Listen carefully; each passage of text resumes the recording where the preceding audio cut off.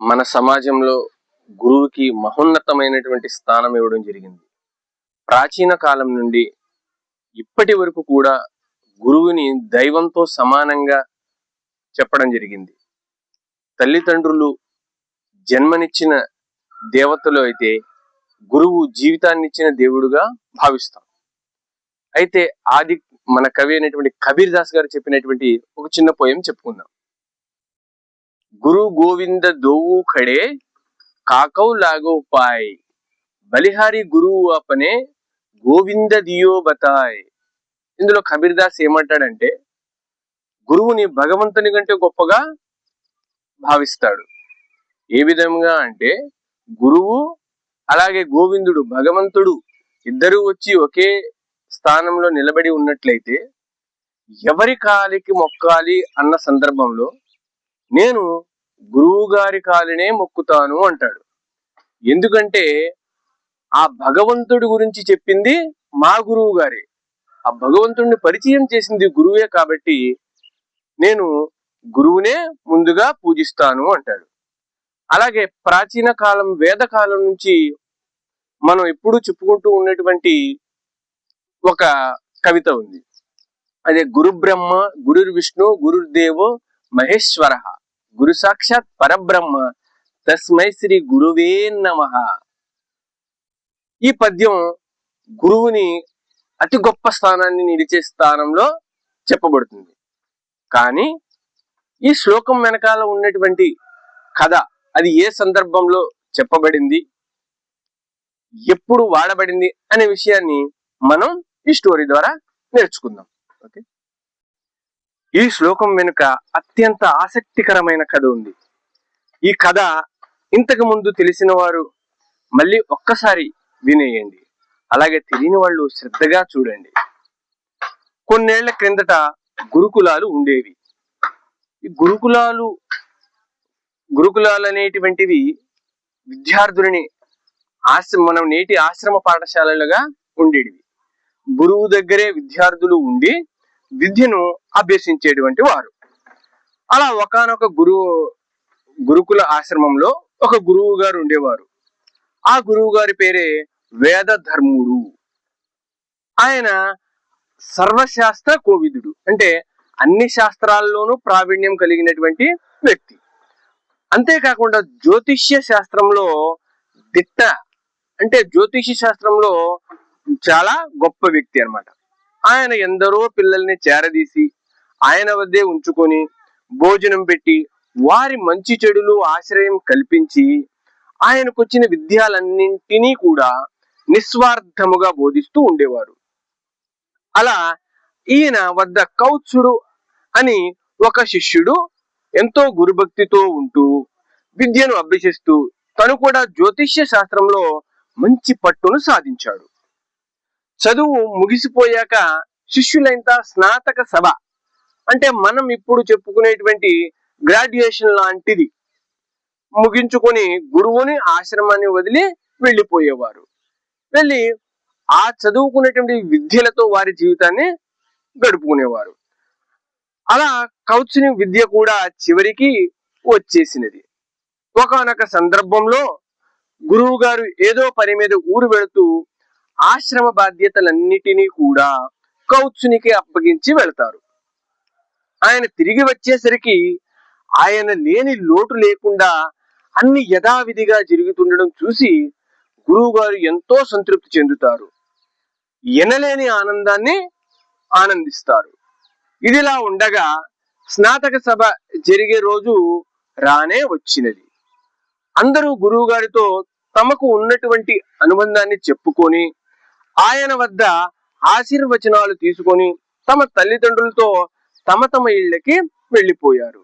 కానీ కౌత్సుడు మాత్రం నోరు మెదపలేదు. గురువు గారు ఇతనిని పిలిచి తను వెళ్ళకపోవడానికి కారణం ఏమిటని అడుగుతాడు. అప్పుడు శిష్యుడైనటువంటి కౌత్సుడు బోరున విలిపిస్తూ, గురువు గారు, మీరు పొరుగురు వెళ్ళినప్పుడు మీరు నేర్పిన జ్యోతిష్య విద్యతో మీ జాతకమును చూశాను. ఈ కార్తీక మాసము నుండి తమకు దారుణమైనటువంటి కుష్ఠరోగం రాబోతుందని మీ గ్రహస్థితి చెబుతుంది. నాకు చదువు నేర్పించి తిండి పెట్టిన మిమ్మల్ని కష్టమైన కాలంలో వదిలి వెళ్ళలేను. కనుక నేను మీతోనే ఉండి సేవలు చేసి మీరు ఆరోగ్యవంతులు అయిన తర్వాతే వెళతాను అని చెప్పడం జరిగింది. అప్పటిదాకా మిమ్మల్ని వదిలిపోను అని అంటాడు. అది విన్న గురువు గారు ఆశ్చర్యానికి గురవుతారు, ఎనలేని ఆనందాన్ని పొందుతారు. వీటితో పాటు ఆ రాబోయే స్థితిని తలుచుకుని దుఃఖాన్ని కూడా పొందుతారు. ఈ అనుభూతి ఆనంద బాష్పాల్ని రాలుస్తారు. కౌత్సుడు మాత్రం ఈయనకి ఆ వ్యాధి రాకుండా ఏమేమి చెయ్యాలో ఆలోచించి గురువు గారితో జపాలు, పూజలు, యాగాలు చేపిస్తాడు. దానికి గురువు గారు ప్రారబ్ధం భోగతే సన్నస్యేత్ అన్నట్టుగా, అంటే ప్రారబ్ధం అన్నది ఎప్పుడైనా అనుభవించాల్సిందే కనుక ఇప్పుడే అనుభవించి నేను విముక్తుడిని అవుతాను అని శిష్యుడితో చెప్పడం జరుగుతుంది. అప్పుడు గురువు గారు మాటను కాదనలేక, కాశీలో పాపం చేసిన పుణ్యం చేసిన రెట్టింపు ఫలం వస్తుంది అంటారు కనుక మనం అక్కడికి వెళ్ళి పుణ్య కార్యాలు చేద్దాం, తద్వారా మీరు త్వరగా కోలుకుంటారు అంటాడు శిష్యుడైనటువంటి కౌత్సుడు. సరేనని గురువు గారు అయినటువంటి వేదధర్ముడు అలాగే కౌత్సుడు ఇద్దరు కలిసి కాశీకి ప్రయాణం అవుతారు. కాశీ వెళ్ళిన తర్వాత అక్కడ విద్యాదానం చేయడం, శివ పంచాక్షరి మంత్ర జపం చేయించడం, చేతనైనంతలో ఇతరులకి సహాయ సహకారాలు చేయడం, ఇలా ఎన్నెన్నో పనులు చేయిస్తాడు కౌత్సుడు. మట్ట మధ్యాహ్నం కాళ్ళకి చెప్పులు లేకుండా జోలె పట్టుకుని భిక్ష ద్వారా వచ్చినది మాత్రమే తినేవారు. ఎందుకంటే అప్పుడు ఎవరైతే శిష్యరికం చేస్తారో భిక్షాట అనేటువంటిది సహజమైన ప్రక్రియ. తిరిగి అన్నాన్ని తెచ్చుకొని గురువు గారికి పెట్టి తాను తినేవాడు. ఒక్కోసారి గురువు గారు ఆయన తినక తనని తిననీయక అన్నాన్ని విసిరి పారేసేవారు. చీటికి మాటికి కౌత్సుడిని తిట్టడం, కొట్టడం, చేయడం, చీదిరించుకోవడం వంటివి చేసేవారు. అయినా కూడా ఎక్కడా విసుక్కోకుండా గురువు గారికి వ్యాధి ముదిరి మరింత బాధ పెడుతుంది కాబోలు అని భావించుకొని పల్లెత్తు మాట అనని ఈయన ఇలా ప్రవర్తించడానికి కారణం అదే అనుకుంటా మరింత సేవలు చేయడం మొదలుపెట్టాడు. కౌత్సుడు గురుభక్తిని గమనిస్తున్న బ్రహ్మ, విష్ణు, మహేశ్వరులు ఒక పందెం వేసుకున్నారు. మన ముగ్గురిలో ఎవరు కౌత్సుడిని గురువు గారు వద్ద నుండి దూరంగా పంపుతారో వారే మనలో గొప్పవారు అని.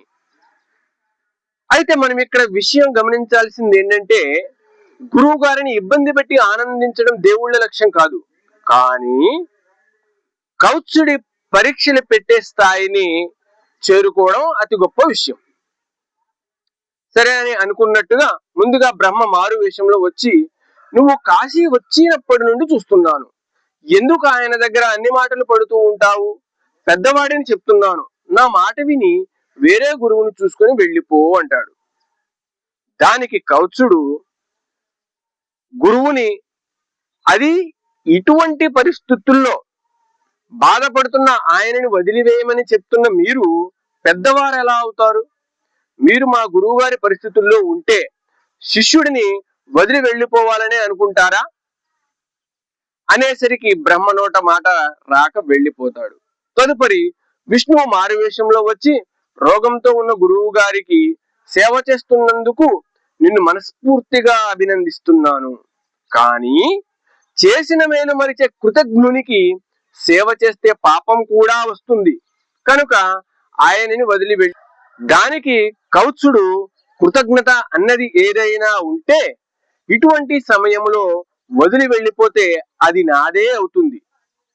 ఎందుకంటే గురువు గారు నన్ను ఆయన శిష్యునిగా భావించి నా మంచి చెడులు చూస్తూ నాకు విద్యను నేర్పించారు. ఇలాంటి సందర్భంలో నేను ఆయనను వదిలి వెళ్ళిపోతే ఆ కృతజ్ఞుడిని నేనే కదా అని అంటాడు.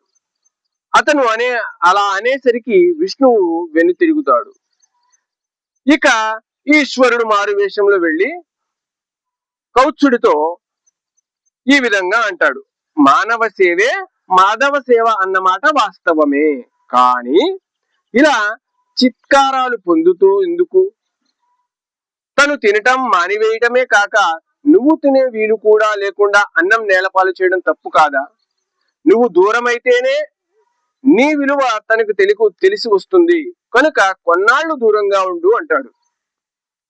దానికి కౌత్సుడు సాష్టాంగపడి, తిండికి లేక బాధపడే నాకు తిండి పెట్టడమే ఎక్కువ, పైగా జీవితమంతా తిండిని పొందగల విలువని విద్యని నాకు దారపోశారు.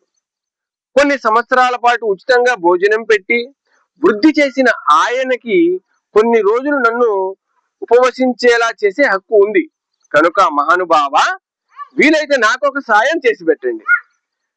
మీ ముందు ఇంకో ఇద్దరు వచ్చారు, మీరిక్కడే కాపలా ఉండి ఇలాంటి అనవసరమైన నీతులు మరెవరు చెప్పకుండా చేయండి చాలు, అదే మహాప్రసాదం అంటాడు.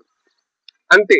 ఆ ముగ్గురు ఇతని గురుభక్తికి మెచ్చి, కౌత్స, మేము త్రిమూర్తులం, నీ గురుభక్తికి మెచ్చాం.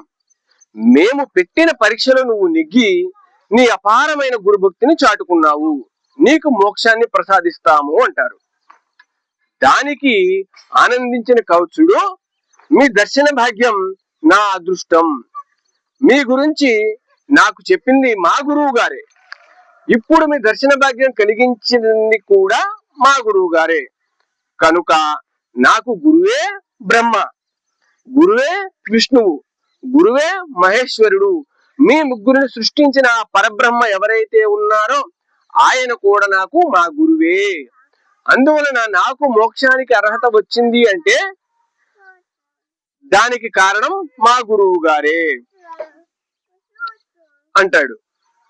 ఇటువంటి గురుభక్తి ఉన్నందున శిష్యుడిని, అటువంటి గొప్ప శిష్యుడిని తయారు చేసినందుకు గురువుని, ఇద్దరిని మెచ్చిన త్రిమూర్తులు ఇద్దరికీ కూడా మోక్షాన్ని ప్రసాదిస్తారు. ఇటువంటి కథలు చదివినప్పుడు లేదా విన్నప్పుడు స్ఫూర్తిదాయకంగా అనిపిస్తాయి. ఏ పనైనా పూర్తి చేయడానికి అత్యంత ముఖ్యం, అతి ముఖ్యం అని నేటి సమాజంలో మీరు కౌత్సుడంతా గొప్ప గురుభక్తిని చూపించకపోయినా సమాజంలో విలువలు నేర్చుకుని మెలిగితే అదే గొప్ప విషయం. Thank you.